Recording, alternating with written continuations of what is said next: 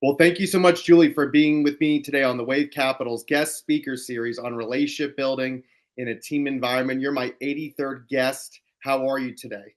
Thank you. Wow, 83. That means you're booking some pretty good people. I saw your list. Glad to be here. No, I really appreciate it, Julie. That means so much.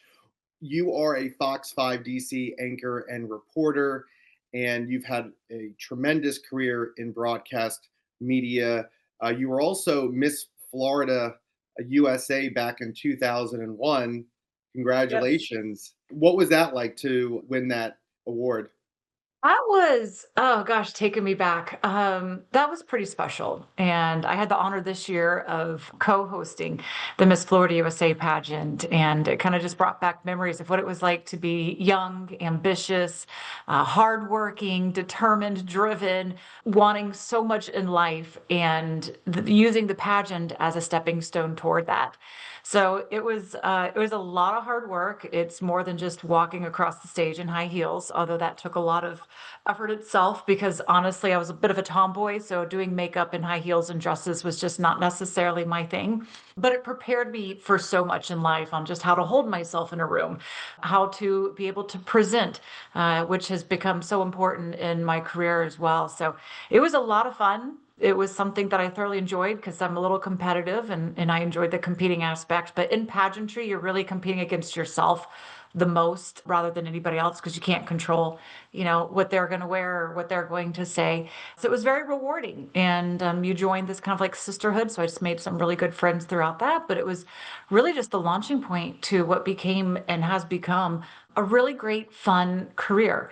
So I'm grateful for that opportunity and happy to support women as they choose to go forward with that as well. Well, that's great. And that's wonderful that you maybe at the time didn't think that it would catapult your career into media, but all those elements are the same because, as you mentioned, you're presenting, you're in the public eye, and it just shows that you are someone who loves the energy and being enthusiastic and being able to be in a position where it prepared you for a career in journalism. And just looking at your career, you were a Miami Heat TV host, and you were a reporter for Sportsnet New York.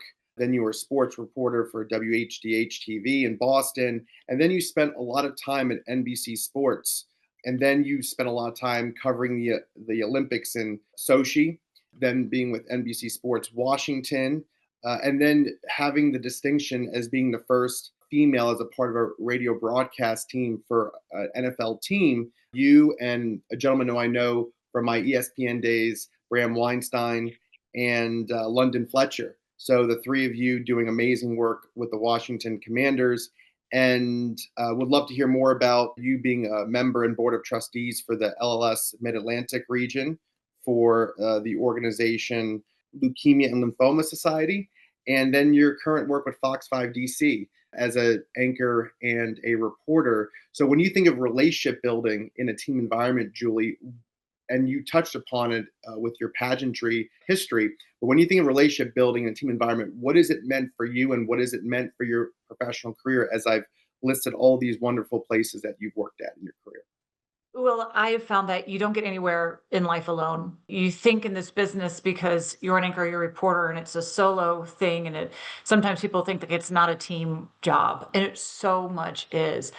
You are as successful as the people around you. And as you hear in sports all the time, you're only successful as the weakest link. So if you have a bad researcher or a bad writer or bad lighting or a bad director, your show's not going to be as successful. So I have firmly understood that from the very beginning that everybody has a significant role and impact in the success of whatever report you're doing, whatever broadcast you're doing, whatever you're coming together from. And I saw so early on people get these big egos and feel, that they're the most important person because their face is the one that's on television. And at times they would maybe mistreat certain people. And that always kind of bothered me because from an early age, I was always making sure that everybody felt included and felt valued. And that's just something that I've always kind of carried on from an upbringing of my childhood. And the values that were instilled in me is that every single person matters. And when you treat them like that, you get more production out of them. When you respect people, you get better work for them. You get better lighting. You get more hustle. You get more attention to detail. Someone once said at one time that I needed to be a little bit more of a diva. And I said, well, I don't know that I can within the realms of what I was translating it to of this major ego. And it was more of a diva of just saying, like, let's expect the best of everybody. And when they don't perform to the best of everybody, let's talk about how we can get them there, because that's going to be what makes it successful. So that's what I think of teamwork.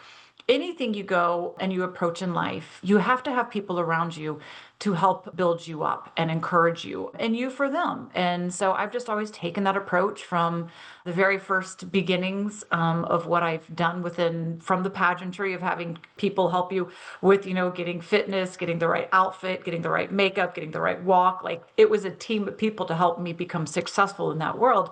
And into my first jobs with the Miami Heat, it was a team environment, and they really were stress that with the Miami Heat. And to this day, so many people are still there, and it's been over 20 years.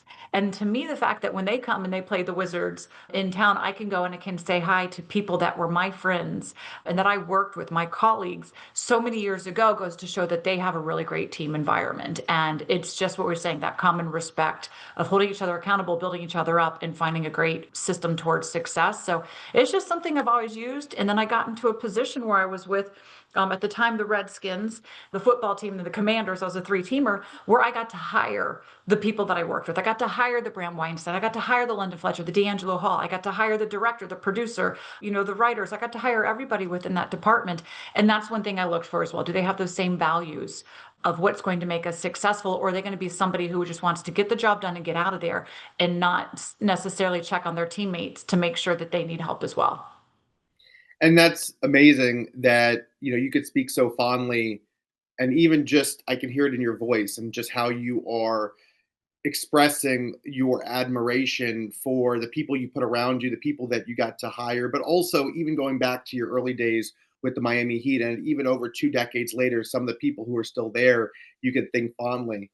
And, because it's the relationship building and team environment podcast, and anyone who comes on my podcast, I truly feel that he or she is an elite relationship builder, and you are certainly an elite relationship builder.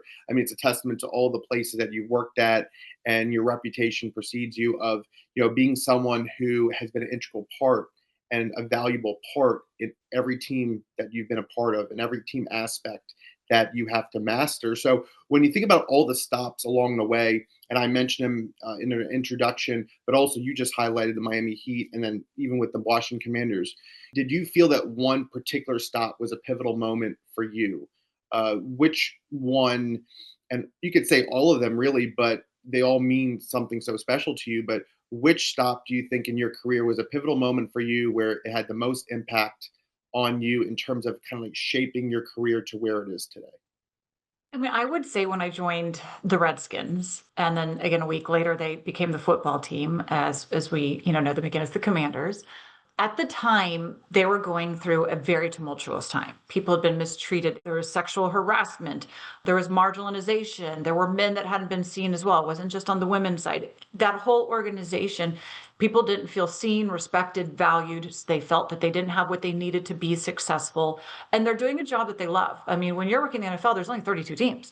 So to be able to have one within the NFL and do what you love and your passion within that, that's so valuable in life, because I've always been able to live out my passion and work at my passion. And not many people get to do that. Some have jobs that get them to the means of what their passion is on the weekends and whatever their hobbies may be. For a lot of us that we work within, the sports, it is our passion. So to see so many people that were really just broken, and to be the first beacon of change within that organization. I was the first hire before they brought in the team president at the time.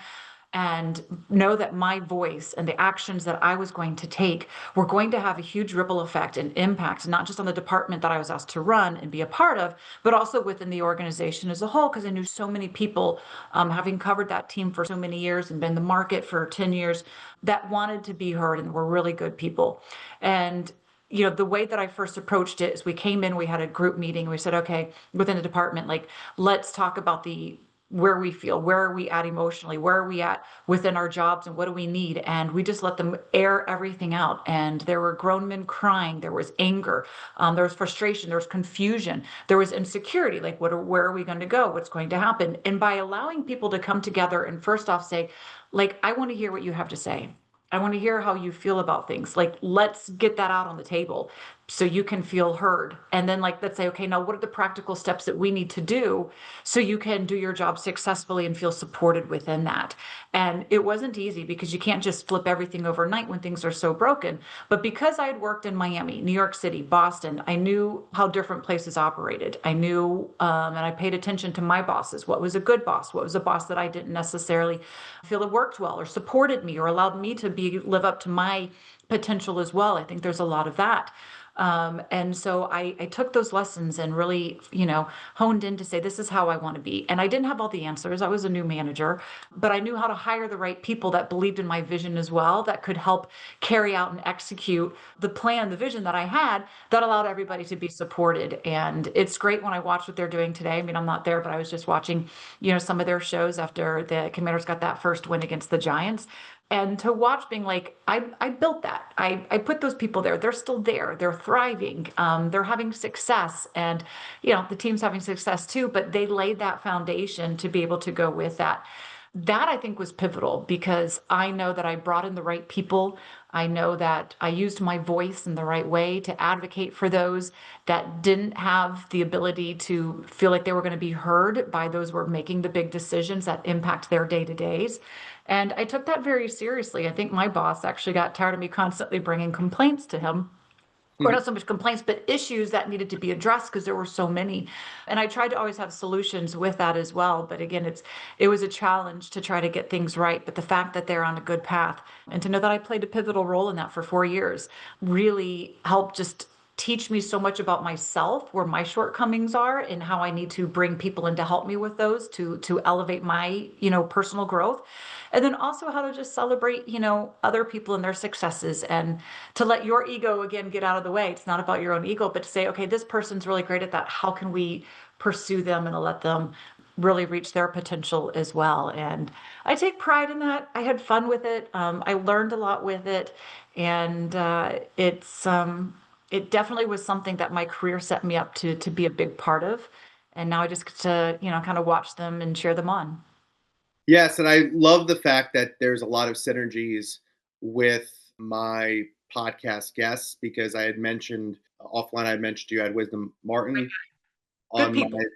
podcast. Yeah, wonderful guy. And he actually is good friends with Mike Hill, another gentleman from ESPN Fox Sports. Mike and Wisdom, again, two gentlemen who actually worked with one of my distant relatives out in California at a local TV station in Fresno. And then you think about how you have been someone who got to work with Bram Weinstein, who also knows Mike Hill from ESPN, but you worked with Bram Weinstein and London Fletcher, and you talk about how you feel, and I could tell that you feel a sense of empowerment or in a sense of like ownership in the sense of you got to build that team, make it what it was, build it to the best possible point where there's tremendous success. You were part of it. You made history again as the first female member of an NFL radio broadcast team. And I think of Gail Sarins, who I interviewed a few years back, who I've known for many years. She's from WFLA, NBC, and she was the first female play by play broadcaster for an NFL game back in the 70s between the Kansas City Chiefs and the Seattle Seahawks.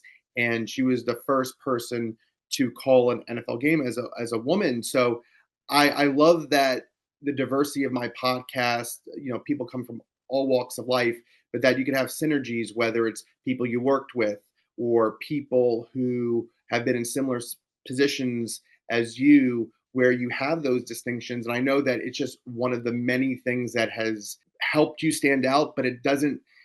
I know that there's an expression where some people say like, well, what I do, you know, doesn't define me. It's what I do, but it's not necessarily all about who you are. And again, it also speaks to the fact that, you know, starting out in the business, you talk about how there's ego involved and that, you know, you're really learning and growing, but that you realize that relationships matter and how you treat people matters. And given that the Washington Commanders, formerly the Redskins, had a lot of issues within the organization, a lot of workplace issues, making women sadly, unfortunately, uncomfortable, as well as men feeling uncomfortable. The fact that you started that new trend of a positive work environment and the fact that you did something so special there, people should, you know, come to understand that although that you have moved on to Fox 5 DC, that your footprints will always be there. People should always point to you or point to that part of the team that you are part of and say, wow, because of Julie, this is why we're successful today.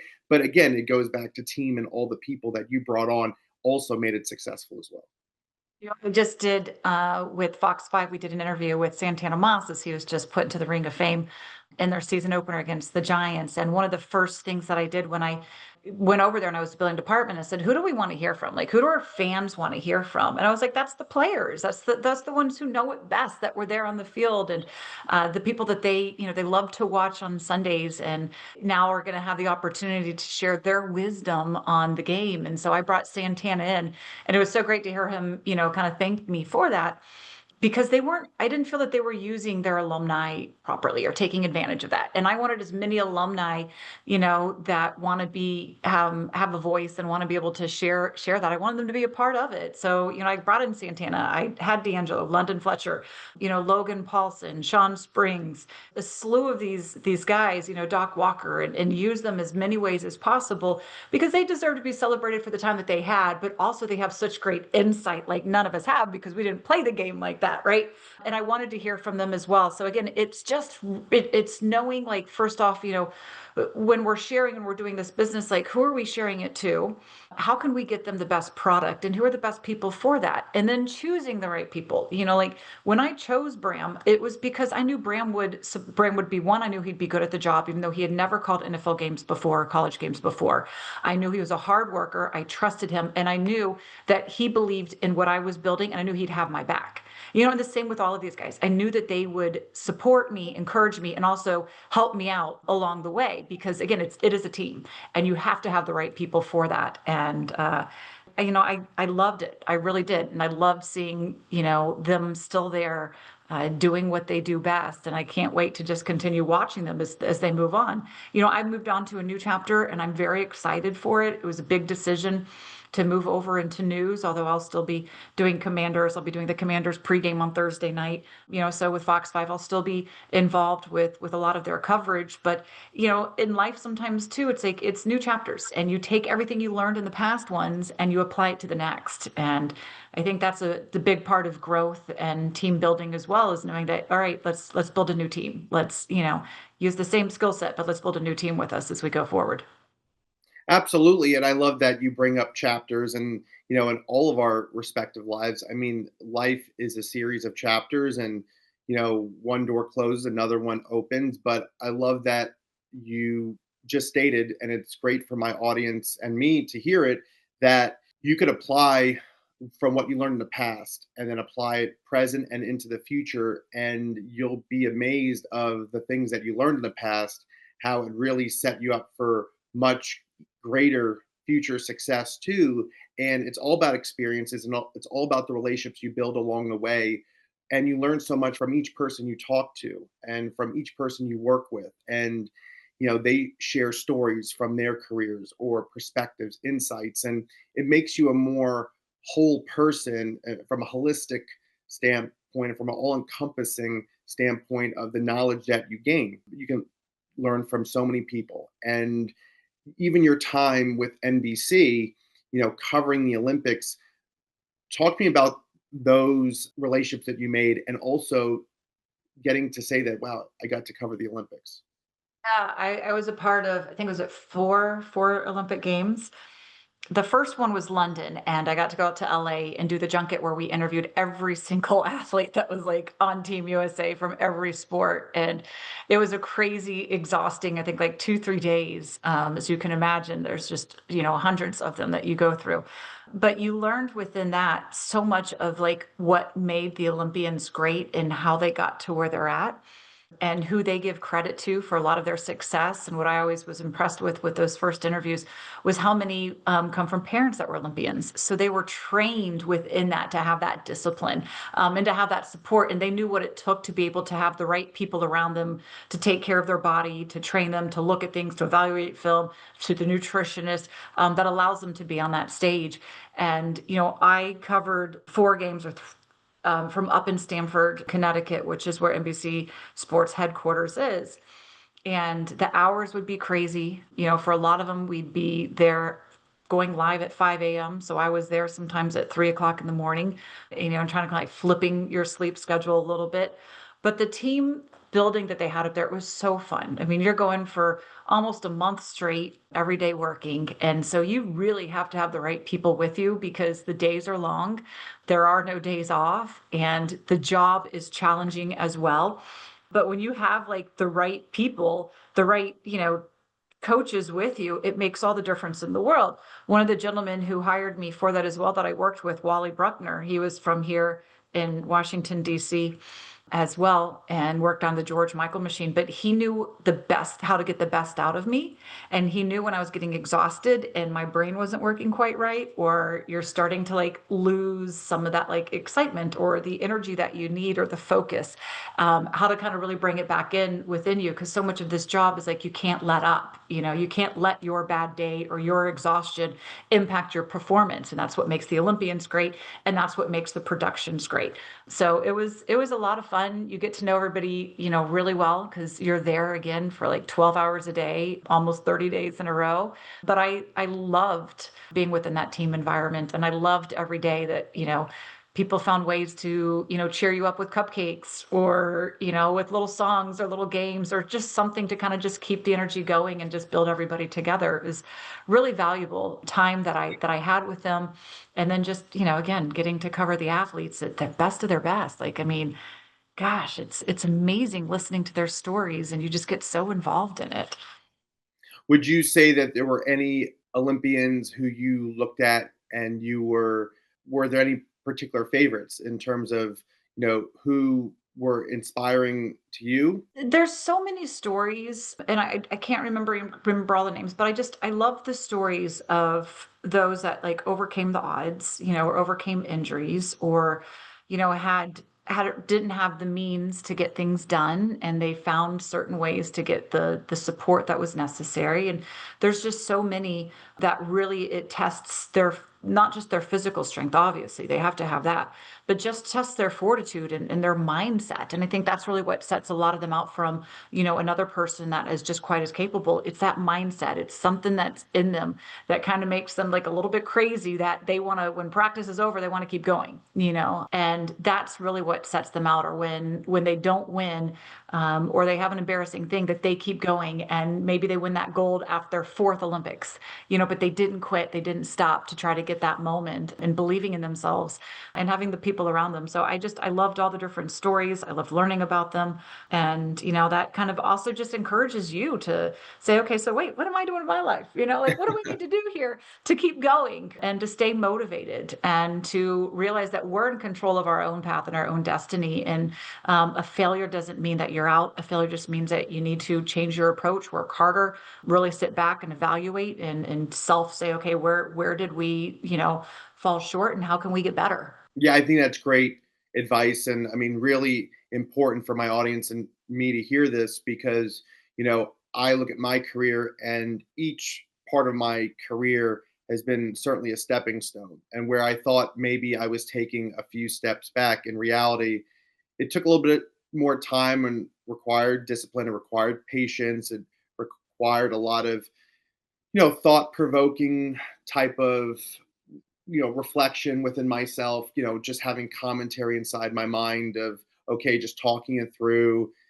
figuring out, okay, if I do this today, How is it going to set me up for the next day, the next week, the next month, next year, et cetera, et cetera. And when I look back on the more difficult chapters, I realize, wow, thankfully I went through those because that's why I'm sitting here today. I mean, I think about my time at ESPN, and I could definitely relate to you when you were at NBC Sports, because just like in Connecticut, where I was at in Bristol, you were in Stanford, but I was with the ABC College Football Live production team. I was the ABC ESPN studio production assistant. I was working with the late John Saunders, Jesse Palmer from ABC's The Bachelor, Scott Van Pelt, John Anderson, Robert Flores, and I was working with so many people. And during the week, I was editing highlights for Sports Center, Baseball Tonight, all the specialty programming. But every Saturday, for 13 college football Saturdays, I had to have a shift from 12 noon, and really we had to get there a little bit before 12 noon,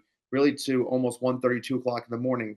And but the relationships you build, the stories you hear, the things in the green room, or the things before the camera's rolling or after the camera's rolling, that people don't have the benefit of knowing at home. And so you think about all those relationship building moments, and then years later to have a podcast, and then to be able to reach out to John Anderson and say, hey John, it's been so long, would love to have you on my podcast. Or just reaching out to other folks who, like yourself, where you may know somebody I know, and then you can bridge that gap, and it's all about 6 degrees of separation. And you could find those synergies, you could find those things that everybody's relatable, whether it's sports or news or politics or business or whatever the case may be. And you can have people on your podcast and then talk about relationship building, which doesn't matter who you are. Relationship building, as I always say, is the essence of humanity. So I always feel like that you could always have something important to talk about. And we all are inspired by others who have, it's not all about what you can like hear at any given time when it comes to being like, who's more successful or not. It's not a competition. It's a matter of where you are in life and what stage you're at. And everybody has gone through challenges and obstacles. And so have Olympians. Olympians have gone through so many challenges and obstacles. I mean, Simone Biles, she had a, in her career from a few years ago, she had to, she had challenges. She took a step back, and then she dominated the next Olympics. People have had challenges. Michael Phelps. I mean, you take any professional athlete, Michael Jordan, Tiger Woods. I mean, the list goes on and on of people have had setbacks, and then they just rise to the top. They command excellence, and they don't give up, and they're able to compartmentalize. And for someone like you who said that you consider yourself to be competitive as well, we can learn from everybody about how to just stay, focused and competitive, and then keep moving forward. And I attribute a lot of that to mentors. And you mentioned your mentor, Wally, or someone that you brought up who you feel was an instrumental part in your life. So what mentors really got you to this point forward? And did mentors help you get through those obstacles, get through those challenges? And what advice did they give you to help you be where you are today? 100. I do a lot of keynote speeches as well. And one of the points is as I've just even said, team building, you have to have the right people around you. And that is mentors. You have to have mentors with you in life. And I believe that it changes a lot too, depending on where you're at in your life and what you're looking to achieve, as we do have a lot of different chapters. I've had so many great mentors from, just getting going in the business that I could, bounce ideas off of, or that also the big thing I think about mentors too is they know your strengths and your weaknesses. So they can talk to you in a real way and offer you real criticism that's going to be constructive. In this business, so many people just want to throw their opinion out there. And it may not be right, or it may not be right for you, or it may not be with the best intention to help you. As well. And when you have mentors, they can say, okay, especially like when I was looking at going into the job with the Commanders, I was going back and forth. Can I do this job? Or, and I had plenty of people said that, yes, you can. And others have said, well, this is where you're going to fall short. And, and you might probably need to build this up and need to have people around you to help you in this area, because this might not be your strength. But over here, you are really strong. This is why the job's supposed to be yours, and where you can really excel and grow. So a mentor can really just help you through a lot of things in life as you're going through the job, how to get better on the job, as you're going through to make decisions, how to make the right decision, people that can hold you accountable, people that can build you up. So I've had a lot of different ones, depending, and professionally and personally. I think you have to realize too, like, so often we focus so much on the professional success we want to have, but life happens personally to us that impacts our professional world. So I think you need to also have people in life that you can say, hey, personally, I'm struggling with a few things and I'm seeing it trickle into my professional world. Like, how do I balance this? How do we get on track?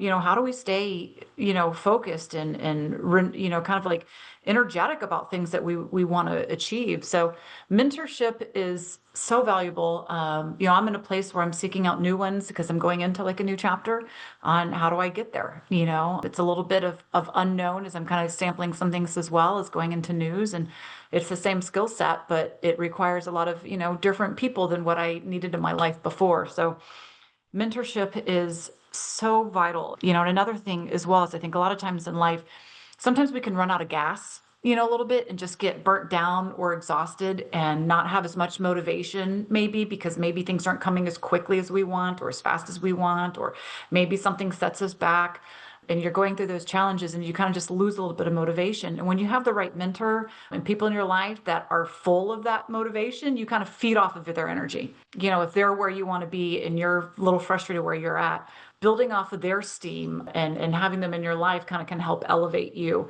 and bring you up to kind of like to feed off of their energy a little bit, get behind, like the biking, like you get behind, you're riding their wind, like ride their wind a little bit, until you can go up and take the lead yourself.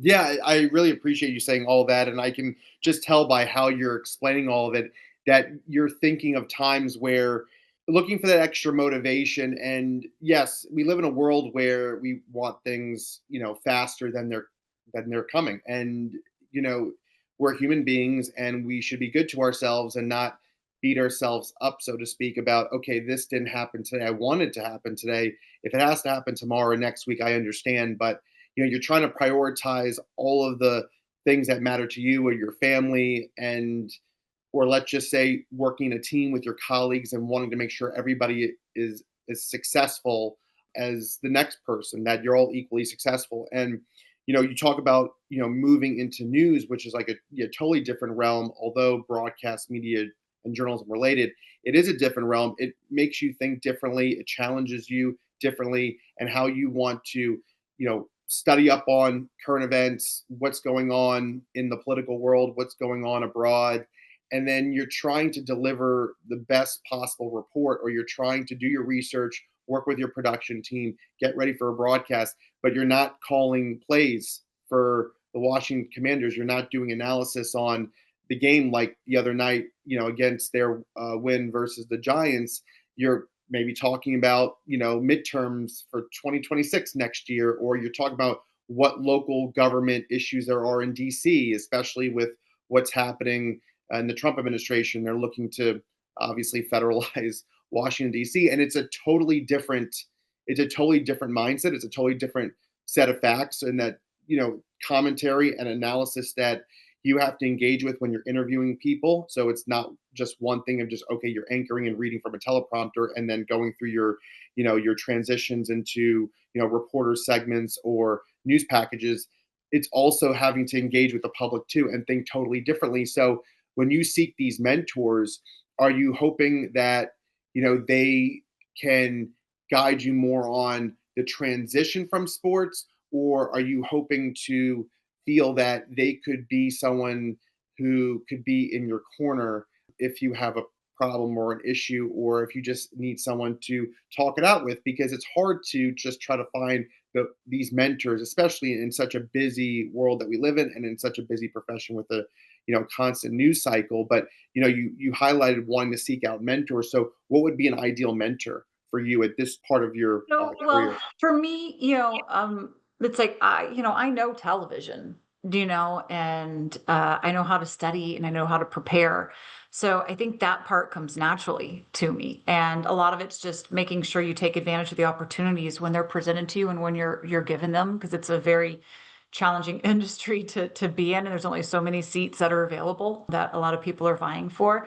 But also it's like it's beyond that. I'm doing a lot of keynote speeches, and it's finding people that have done them well, that have found that they're very impactful in what they do, and that becomes rewarding because you're helping somebody, but it's also rewarding because you're making a living off of it. And to be able to find people that have excelled in that world too is something that I'm kind of seeking out. So, okay, how do you do this? How do you get the bookings? How do you make sure that it's the right talk? How long it's supposed to be? Like different things. And I've even done classes where I've taught people a 4-hour class on like how to speak confidently, and learning how to get better within that. And it's so rewarding when you find somebody that you are able to help with their personal growth. And it's a lot of times because I've reached out to somebody who says, you've done this at the best level. Like this has been your last 20 years of your life. And I'm just now stepping into it.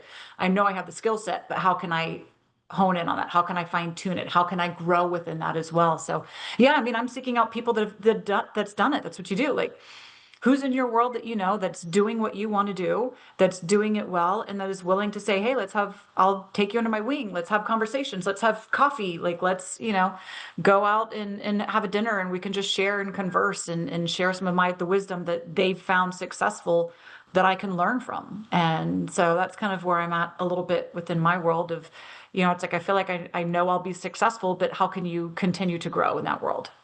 Yes, absolutely. And I mean, not to compare or contrast or anything, but when you look at other careers, especially within the broadcast journalism field that we're in, where you now transition into news, is there any one particular news journalist where you admire them, from afar, or maybe you know them, him or her personally, where you're like, wow, if I can get to this place, I'm not trying to compare myself to this person, but if I can get to this place where I see their trajectory, they were able to be successful going from sports to news, or maybe they went from news to sports and then they're back to news, but whatever the case may be, is there any one particular journalist at a particular network, maybe locally or nationally, where you say, you know what, I really feel that if I connect with this person, if I have the opportunity to do so, and if I speak with this person, maybe I'll get the insight that I need to want to achieve what they're achieving. Again, not comparing or contrasting, but just at least have something to, as a guide, as a person you could talk to as a mentor, and their career as a guide to get to that place that you Yeah, hope to I get wouldn't say that I have like one name in particular. And I've never really had that in my career where there's one person that I'm like, ooh, I want to do exactly what they're doing. I just haven't. And I know that's a question that everybody kind of, wants to. But, I know when I was first reaching out, my demo tape was all sports. And it's like, well, how do you get somebody when you're all sports to say, we have faith that you can do this in news? And there's plenty of people that have transitioned from sports to news very to. successfully, Absolutely. and are doing it at a really great level. And a lot of the news directors I talked to said sometimes we love our sports people as news people because you're not as scripted to begin with.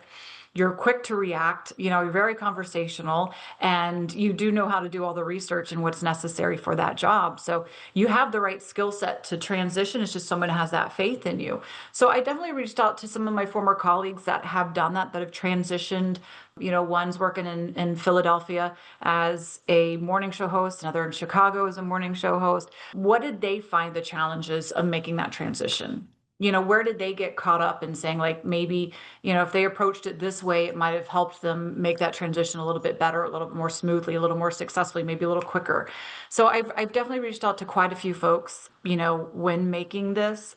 And the biggest thing that they always say is like, just still be true to yourself, even though, you're not, at times it's kind of like, where do you smile? Because sometimes you're talking about some very heavy, issues that the world is facing.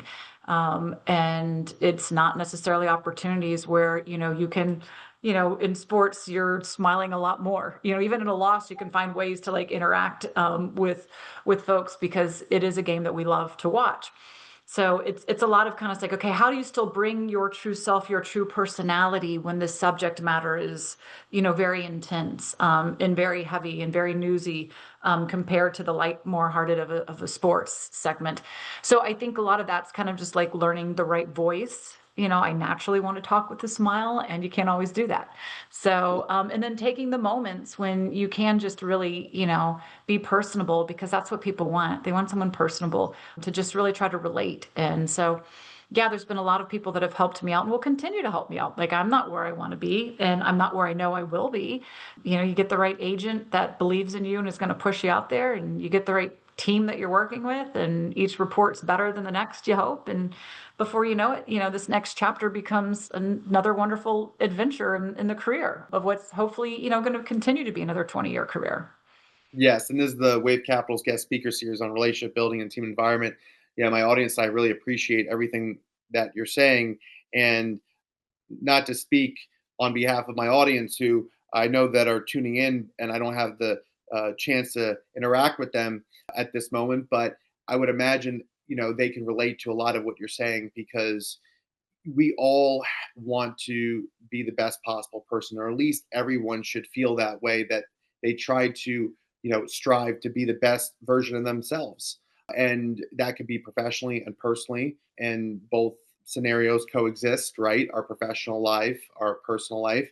And I love how you talk about finding that extra motivation, as you mentioned earlier in our interview, because for me, booking all of these guests, and I appreciate you recognizing the group of guests that I have, because I'm very careful, or I'm very selective, because there are so many people I would love to interview, and really it boils down to like who's available, who has time to spend for the 40 minutes, 45 minutes to an hour. Sometimes interviews go even a little over an hour, but who's available to want to come talk to me about relationship building and team environment. And it might sound like a simple topic, but it really is profound, because when you get into the subject matter, you really then start thinking about all of the stories that lead from one to the next.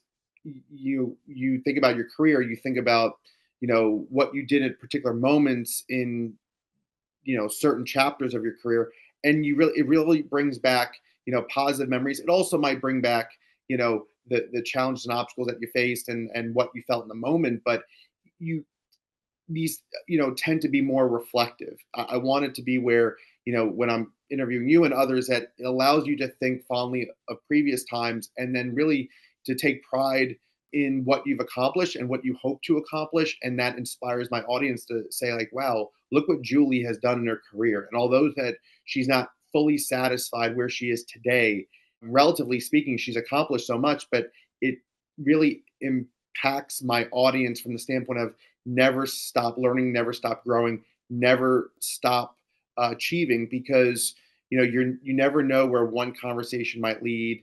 You never know where one job opportunity that comes up might lead, and that you should always be bold and always have that faith that everything will work out. And motivation, I'm not the type of person where I lack motivation. I've never lacked motivation. I mean, yes, to your point, sure, have I felt like, wow, I have to get up every morning, and I have to, try to find my next guest, and then be prepared for my next interview, and then have my professional editor, work with me to make sure that it's perfect. And I can be my toughest critic too, from one interview to the next. What questions could I have asked? How could I have, maybe done a little bit better? So not so much from a motivational standpoint. For me, it's just, a perfectionist standpoint. And I know that people who seek perfection, I'm sure, not to say you are a perfectionist, but if you consider yourself to be, it would make sense, given that in our industry we try to be perfect. We're on camera, or we're trying to book guests. We're trying to ask the right questions, make sure the content is engaging, make sure that there's nothing lost, or there's nothing not covered in a particular interview or on a particular broadcast. But I just feel that because people like you, Julie, who have come on my podcast, you and all my guests are what makes me who I am to be able to host this podcast. You have contributed to the success of my podcast just by showing up, like my other guests. And it makes me feel like I'm doing something right, having all of these, great guests on who, have a lot of words of wisdom and have a lot of things to share. And it really matters. And I know that family is a big part of people's lives, whether they're parents, siblings, grandparents, any type of people who may feel like family, although not biologically related. But you're a graduate of the University of Florida. You probably remember days of going to college, and, those early days of, trying to figure out the world, and trying to figure out like, what is Julie Donaldson going to be when she grows up, right? And, talk about what family means to you, your time at the University of Florida. I'm also grew up from Florida, so we have that connection there. But want to talk to you about your Florida days and how that has also shaped you. Look, the perfectionism before I want to touch in on that because Yes. that has been something that so often in life has held me back wanting and trying to be perfect because it just doesn't exist. And while we know this in our head, we still want the best, perfect version of ourselves. But it kills creativity, it kills success, it kills progress, it kills productivity because it doesn't exist. And so when you're striving for that, you're not giving yourself enough grace or leniency to be able to be creative when it doesn't turn out to be perfect, or to continue to have that success when it doesn't turn out perfectly. And it's not going to. And that's one of the biggest things I had to learn early on in life, especially when I thought, I can just be exactly as I'm supposed to, and it just doesn't work, is when I decided to give up perfectionism for progress in order to advance, is when I think I really just became a better version of myself, a better reporter, a better anchor, a better teammate. So, but when I was at UF, like I did want to be perfect. I knew what I wanted to do. I always knew what I wanted to do. And I never changed. Like I changed my major once, so that was within the first month of school, from broadcast to operations. I want to learn every aspect of the business, as I was very clear on I wanted to be in this world, and I knew that that's the foundation that I wanted to do.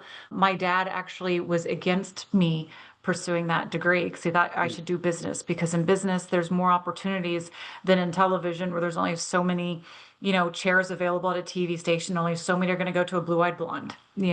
So he thought that I should have pursued something that would have been more stable.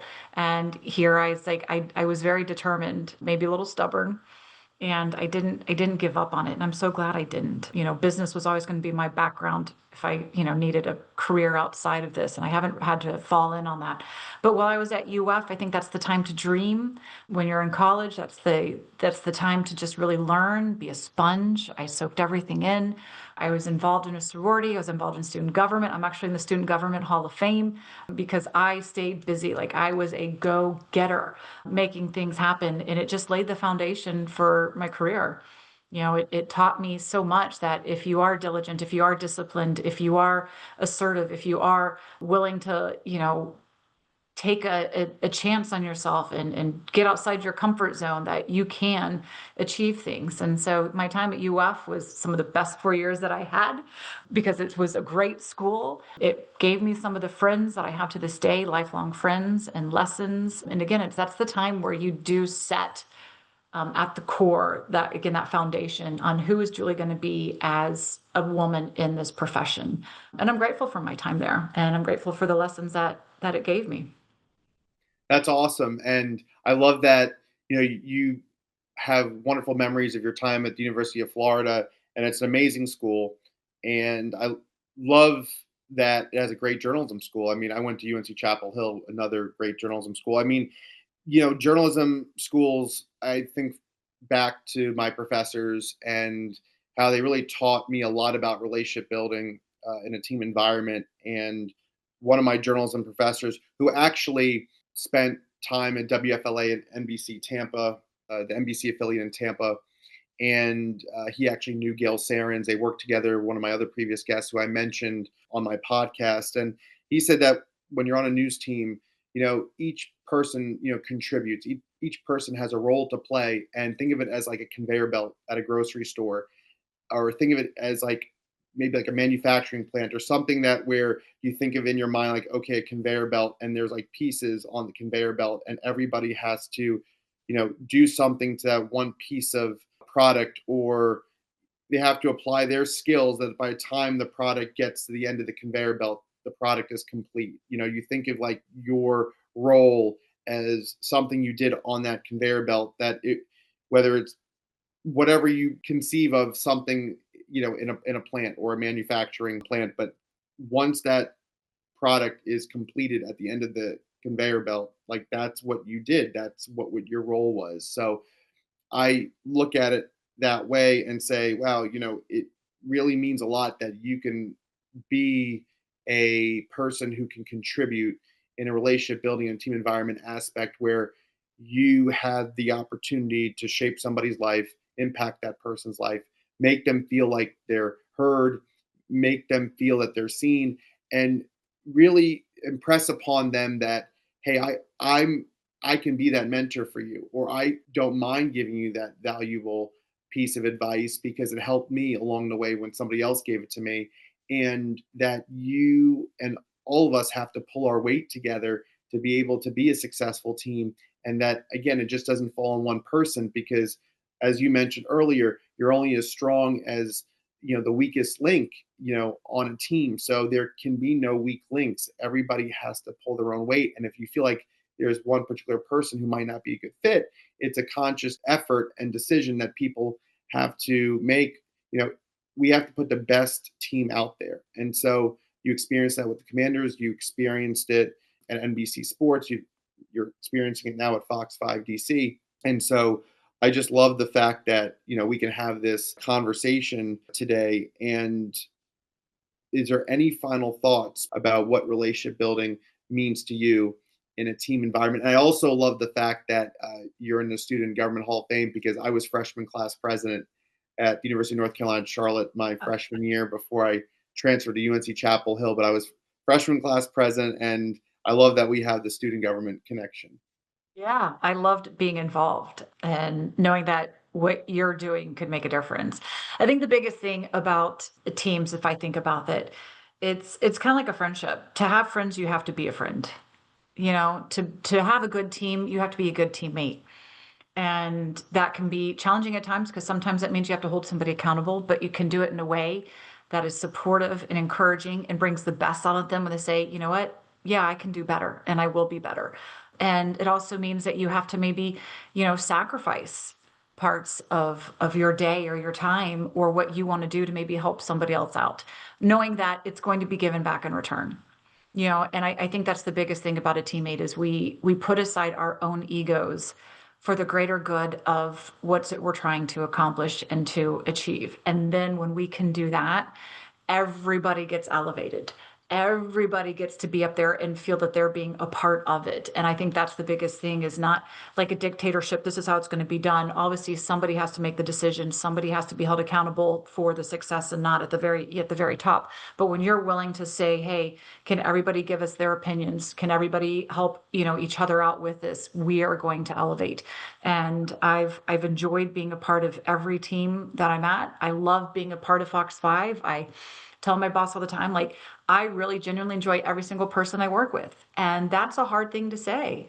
I really do. I believe that they enjoy working with me, and I try very consciously to be a good teammate to work with them, to help them, if we're out shooting, like what can I do to carry a cable or, a light box or set something up or share information. I enjoy that. I really do. And I take pride in that because it makes my day more enjoyable and then it makes the broadcast more successful. So being a good teammate creates first is what I think is what you're doing is you're setting the example and then you're choosing which team to be a part of, which people hopefully want to share the same vision.